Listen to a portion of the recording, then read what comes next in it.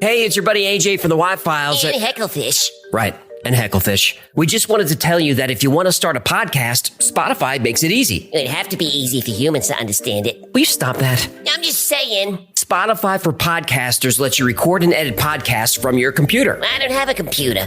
Do you have a phone? Of course I have a phone. I'm not a savage. Well, with Spotify, you can record podcasts from your phone, too.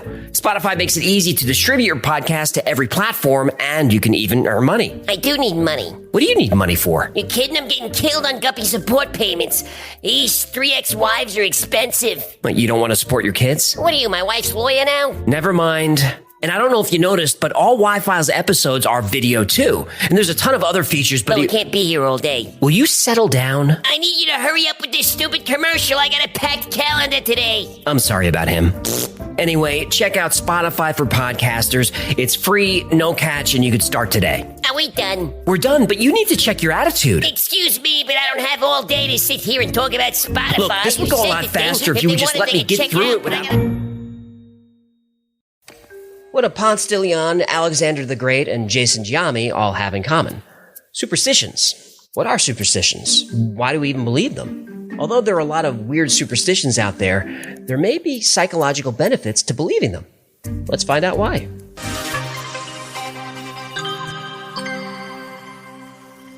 About 25% of people consider themselves superstitious, but it's probably more than that. Do you say bless you after someone sneezes? Why? Well, it's polite. But how did this become a thing? Some say this tradition dates back to the ancient Romans, who thought that when you sneezed, your soul was ejected from the body and a blessing was the only way to protect it from being stolen by the devil. Another theory is that Pope Gregory, who became pope after his predecessor died from the plague, would say God bless you whenever someone sneezed as a way of wishing them good health. Another theory is that some believed your heart would stop beating for a brief moment during a sneeze, and a blessing encouraged the heart to start beating again. You good? I didn't get it. Don't you hate that? Yep. Gesundheit. Thank you. Superstitions are all around us. Next time you're in a tall building, check out the elevator. 80% of high-rise buildings in the US don't have a 13th floor. Lufthansa and Air France don't have a 13th row. Fear of the number 13 is called triskaidekaphobia, but that's mostly in the West. In much of East and Southeast Asia, you'll find tetraphobia, fear of the number 4. In the Chinese language and its subgroups, the word 4 and the word die are pronounced almost the same. See it. Gesundheit. Thank you. So, superstitions are universal. We've all had those days where from the moment we wake up, we're grumpy, annoyed at the whole world, and everything seems against us. We call this waking up on the wrong side of the bed. This is another one that comes from ancient Rome. Romans like to wake up on the right side of the bed. Literally. They believed that all things on the left side were evil or sinister. In fact, the word sinister comes from the Latin word sinistra. So waking up on the left side of the bed was literally a sign of sinister things to come. And if you're having a bad day, you can always say, tomorrow will be better. Then you say, knock on wood. The superstition to knock on wood appears to date back to the 19th century. Some believe it has beginnings in religion with the crucifix. Others say that trees were seen as harbingers of good luck and knocking on them chased demons away. Yet another claim is that the expression comes from an old children's game from the UK called Tiggy Touchwood, which is essentially a game of tag. Now what? Touch wood. Don't be an infant.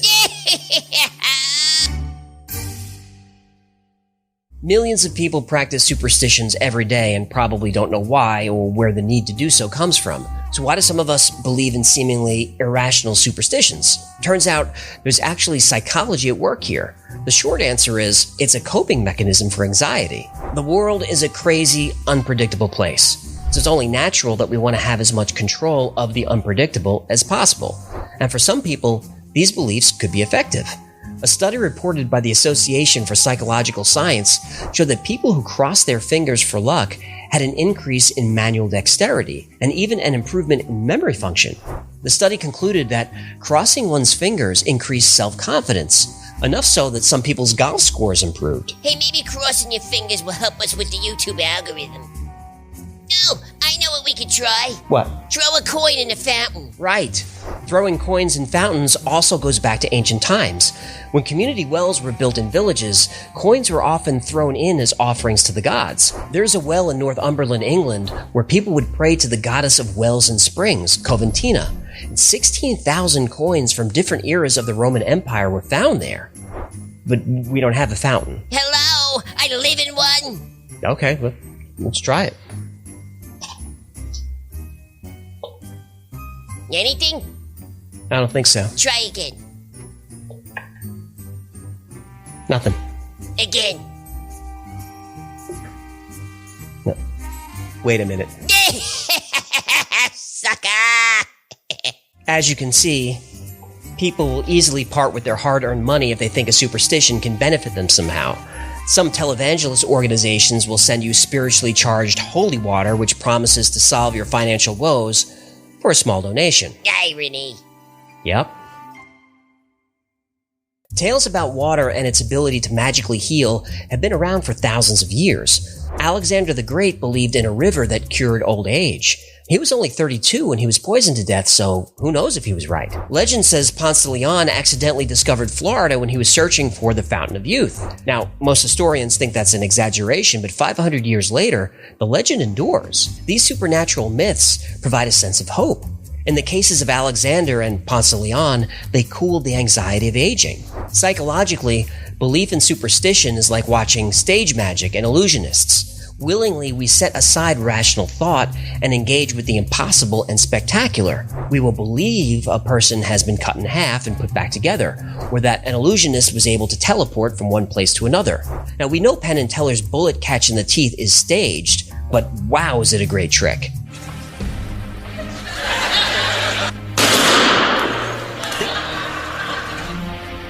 Recognize that bullet, Chris? Yes, I do. Is that the one you signed? Yes, it was. Although they never give the secret to the trick away, they stress there's nothing supernatural in their stunts, it's just entertainment. Penn Jillette summed it up by saying, "We are professional liars, just honest liars." But what happens when less ethical illusionists use similar stage magic to cash in on the grieving through spiritualism, such as seances? These mediums use all sorts of tricks to make objects appear to hover in the dark, and other phony illusions in an attempt to give themselves credibility. Even famous magician and escape artist Houdini himself made it a mission to expose these frauds. Houdini took it so seriously that he campaigned against this fake spiritualism in front of Congress. This thing they call spiritualism, wherein a medium intercommunicates with the dead, is a fraud from start to finish. Superstition is found everywhere in society, and there's no place that's more prevalent than in professional sports. Baseball is known for cheering crowds, hot dogs, and... Steroids. well, yes, that too. Players and managers are notoriously superstitious. If players are on a streak, they don't wash their caps. Some wear mismatched socks. In order to break a slump, Jason Giambi would wear a gold thong. Now, I don't know if he always got a hit, but he always felt sexy. Now, nobody had more extreme superstitions than relief pitcher Turk Wendell. He made sure to never touch the foul lines. He would actually jump over them. And each time he took the mound, he had to have 4 pieces of black licorice in his mouth. And after each inning, he brushed his teeth. Sounds like OCD. It does, but psychologists don't see them as connected. And people with OCD can't not do the rituals they do, or it causes them great pain and anxiety. That's why it's called a compulsion. Superstition, on the other hand, as long as it's not taken to the extreme, is not considered a problem. I mean, your mind is a powerful tool, and if crossing your fingers improves your memory, do it. If writing a symbol in the dirt improves your golf game, do it. You're probably not channeling a supernatural force, but you are actively and mindfully forcing yourself to focus, to be present, to quell your anxiety. And controlling anxiety is healthy. So by all means, throw salt over your shoulder, knock on wood, and say bless you when somebody sneezes. You may not be saving their soul, but psychologically speaking, you might be, in some small part, saving your own. Thank you so much for hanging out with us today. My name is AJ, that's Hecklefish. This has been the Y-Files. If you had fun or learned anything, do me a favor, subscribe, comment, like, share. All that stuff really helps the channel. And cross your fingers that we can defeat the algorithm. Hey, every little bit helps. It really does. And special thanks to patrons Jim H., Daniel, Mauricio, EW, Grant, Stella, Dalton, Sal, and everyone who makes this channel possible.